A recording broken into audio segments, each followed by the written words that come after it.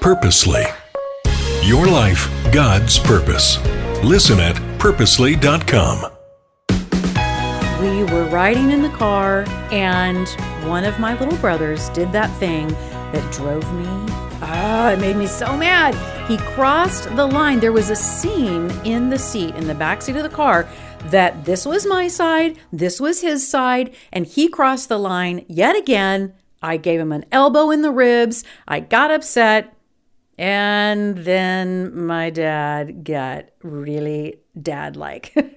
I'm Julie Lyles Carr. This is God on the Go, where we are part of the Purposely Podcast Network, and we love to come alongside you and help you make the minutes matter. We are launching into a new series today, and the topic is, get ready, drum roll, who's in charge?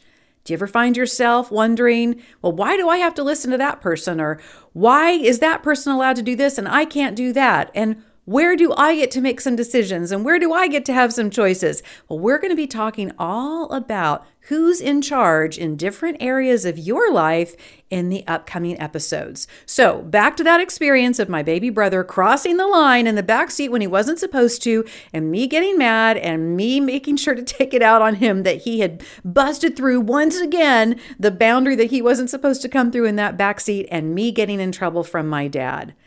Because guess what? I couldn't always control if my baby brother was going to take up more than his fair share in the back seat, if his elbow was going to come over the line, but I was in charge of me. Who's in charge of you and how you react and how you respond? You. I thought this was really interesting. Guess how many people say they don't have good self-control, that they're not really in charge of themselves? About 40% of people say they don't do a good job having self-control. But you know what?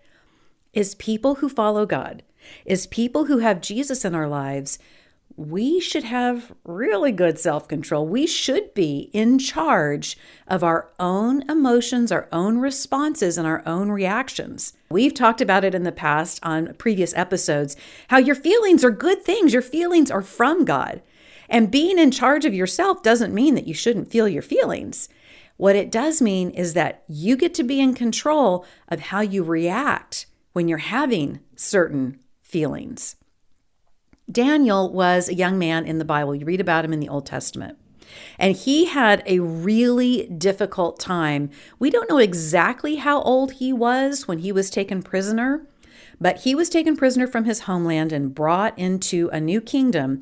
And I can tell you that if I were in that situation, I would be so angry. I would be so resentful.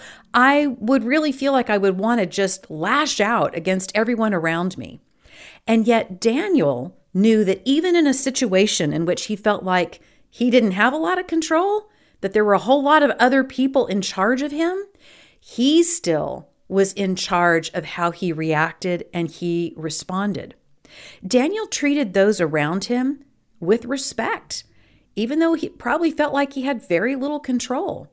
When he was told, you're going to eat this kind of food, with respect, he asked that person, hey, could my friends and I eat this way instead? And you can decide, you can take a look at how that works, and you can decide what you think at the end of that time. He didn't say, I refuse to eat this. He didn't take the plate and flip it over. He didn't say, you bring me something different right now. No. Daniel knew that he was in charge of how he reacted and responded, even in situations in which there were a lot of other people in charge of a lot of other things that impacted him, but he was in charge of how he would respond. Romans 12, verse 18 says this, if it is possible, as far as it is up to you, live at peace with everyone. What this says to me is, even in challenging circumstances, even when something's going wrong, even when there's something that I don't like, I can still be in control of me. And in that way, it actually gives me a lot of control in that situation. When you come in, you're peaceful, you're kind, you're respectful, it actually can change some things. Here's some great news. With the power of the Holy Spirit, we do have the spirit of self-control. That's one of the gifts that God gives us. You do have the ability to take a pause, take a minute before you elbow your baby brother because he's crossed the line in the back seat. You do have the ability to say, whoa, whoa, whoa, I am going to choose. I'm going to be in charge of how I respond. A big shout out to George Fox University, where every student is known and appreciated for exactly who they are.